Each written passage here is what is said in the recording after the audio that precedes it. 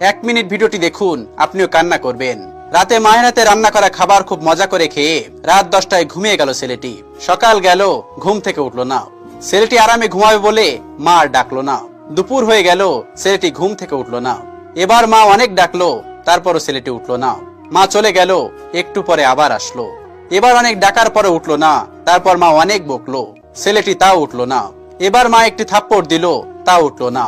এবার মা ছেলেটির হাত ধরে টান দিল, কিন্তু ছেলেটির পুরো শরীর নড়ে উঠলো।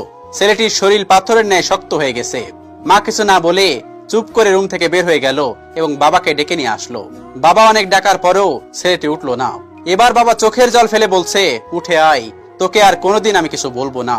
যেমন করে থাকতে চাস থাক, তারপর উঠে আয়, তোকে আজকেই ল্যাপটপ কিনে দেব। ছেলেটি অবাক হয়ে দেখছে বাবা এত করুণা করে কোনোদিন বলে না, কিন্তু আজ বলতেছে। ছেলেটি তখন উঠে আসতে চাচ্ছে, কিন্তু কিছুতেই উঠতে পারছে না। এদিকে বাবা নানান রকমের লোভ দেখে বলছে উঠে আসতে। একটু পর ছেলেটির বাড়িতে অনেক মানুষ চলে আসলো। ওদিকে মা কাঁদছে, কেউ বা মাকে সান্ত্বনা দিচ্ছে, আবার কেউ বাবাকে, আবার কেউ ভাই বোনকে নানান কথা বলে বোঝাচ্ছে।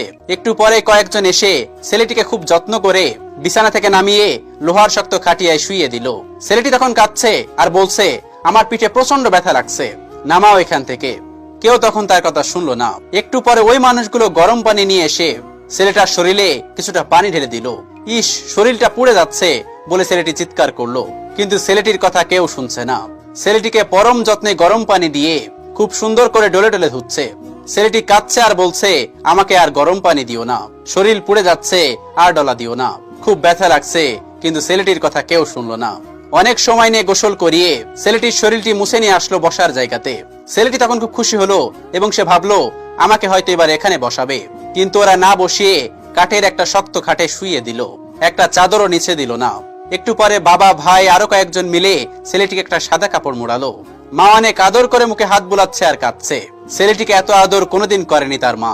ছেলেটি তার মাকে অনেক কিছু করে বলছে, তোমরা কান্না থামাও, তুমি কান্না থামাও, কিন্তু কিছুতেই কান্না থামছে না। ছেলেটি অনেক করে বলছে, তোমরা কেঁদো না। মা কিন্তু কিছুতেই শুনছে না ছেলেটির কথা। একটু পর কয়েকজন এসে ছেলেটির পা আর মাথাটা বেঁধে দিল।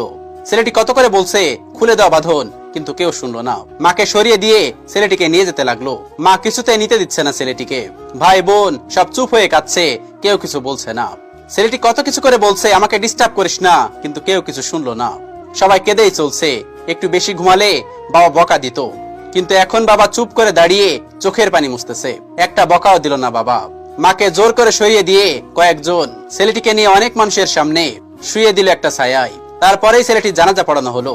জানাজা শেষ করে নিয়ে গেল ছেলেটিকে। একটু দূরে একটা মাটির গর্ত করে রেখেছে। বাবা আর ভাই দুজন